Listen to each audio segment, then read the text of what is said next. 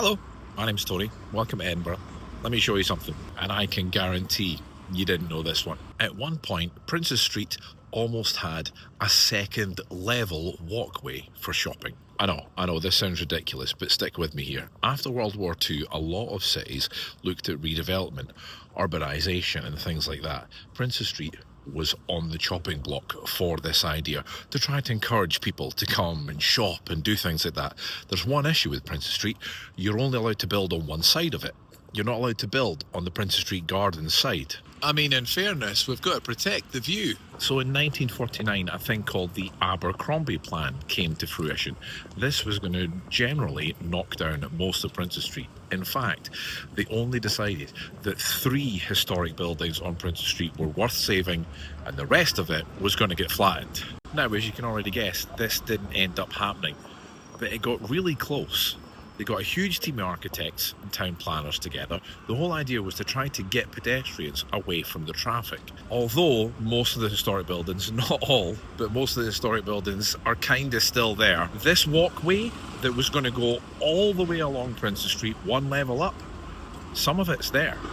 Before I show you where they are, let me just clarify this again. Because they weren't allowed to build any more shops on one side of the street, to double the amount that they could have, on this side of the street, they'd have shops at ground level, then a second upper walkway that went all the way along Princes Street with shops on the top level.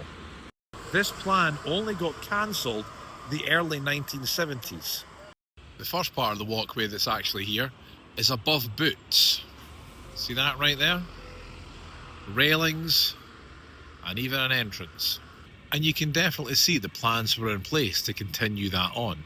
The next one, which is a great example of how it would have been, is from here all the way down to there. There's a couple of other things to see here. If you look up here, you can see that there's an entranceway on, a big open walkway. These would have been the steps up, and then you would have came out here onto the walkway for the second level of shops. And although it's not the easiest thing to see, you can see there are doorways on that second level, which looks like it could have been shop front windows. And the last one is right here. What some of us might remember is the old C&A building.